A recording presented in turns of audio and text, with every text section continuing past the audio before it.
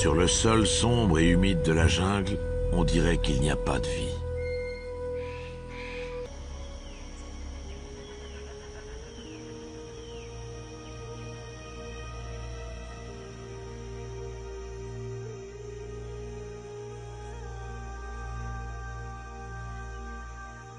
À l'intérieur de la forêt, le taux élevé d'humidité crée les conditions idéales pour l'existence d'un monde étrange où la vie naît de la pourriture.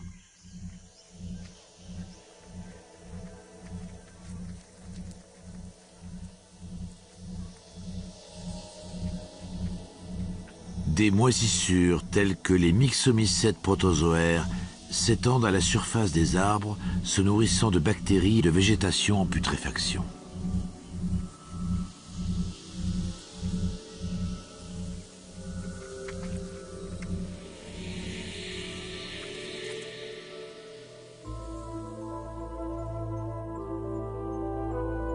Les champignons prospèrent aussi dans la pourriture.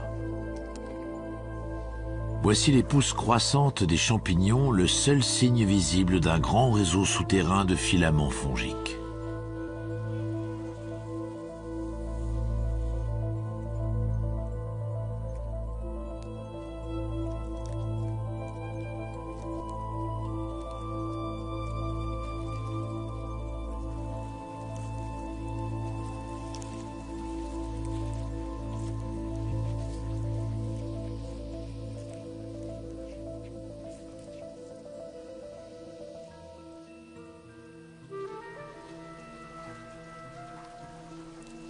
Dans les forêts tempérées, l'accumulation des déchets de feuilles crée de riches stocks de nutriments, contrairement à ce qui se produit ici.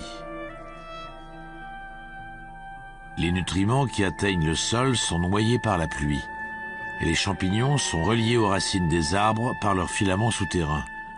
En consommant rapidement les cadavres, ils aident à recycler des minéraux très importants qui seront absorbés par les arbres.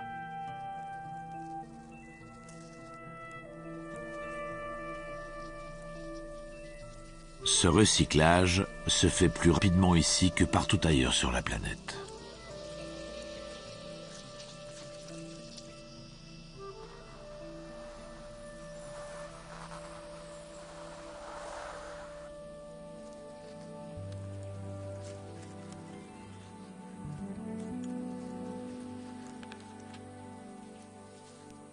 On pense qu'il y a près d'1 million de types de champignons différents aux tropiques.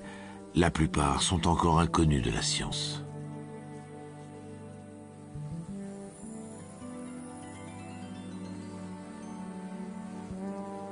Mais une chose est sûre, sans les champignons, les forêts tropicales n'existeraient pas.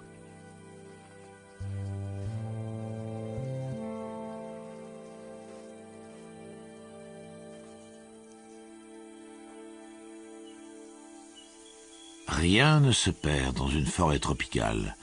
Les champignons sont la nourriture d'autres espèces comme ces larves de scarabées. Les larves n'ont aucun problème pour trouver les champignons. Leurs parents attentionnés leur montrent le chemin.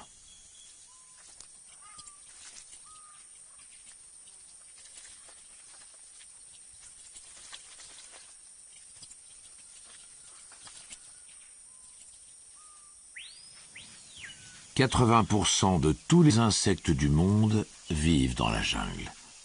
La palme du plus grand nombre revient sans conteste aux fourmis. Il arrive qu'il y ait 8 millions d'individus dans un seul hectare. Mais la vie n'est pas toujours facile pour les fourmis tropicales.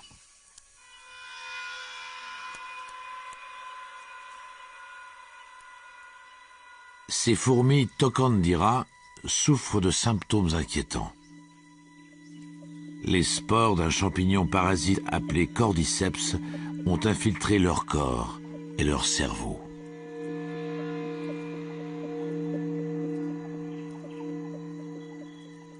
Le cerveau contaminé de cette fourmi la dirige vers le haut.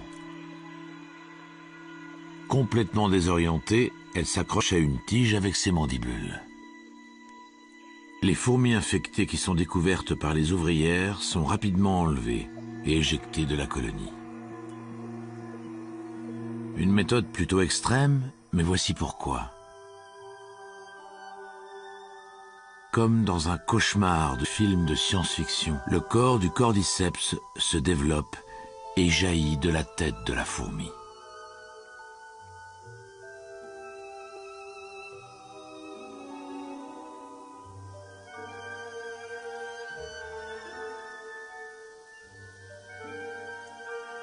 Cela peut prendre 3 semaines et ensuite les spores assassines exploseront de son extrémité. Toute fourmi qui se trouverait dans le voisinage serait alors en danger de mort. Ce champignon est tellement virulent qu'il peut décimer des colonies entières et les fourmis ne sont pas ses seules victimes. Il y a des milliers d'espèces différentes de champignons cordyceps. Et curieusement, chacune se spécialise et s'attaque à une espèce qui lui est propre.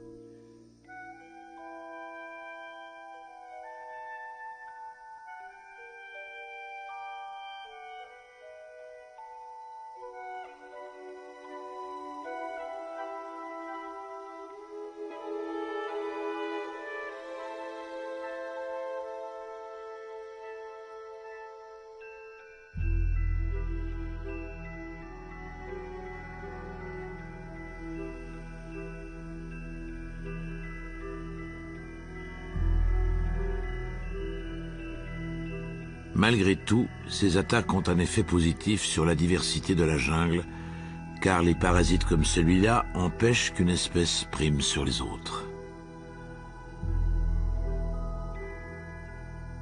Plus une espèce se développera, plus elle aura de chances d'être attaquée par son ennemi mortel, le cordyceps.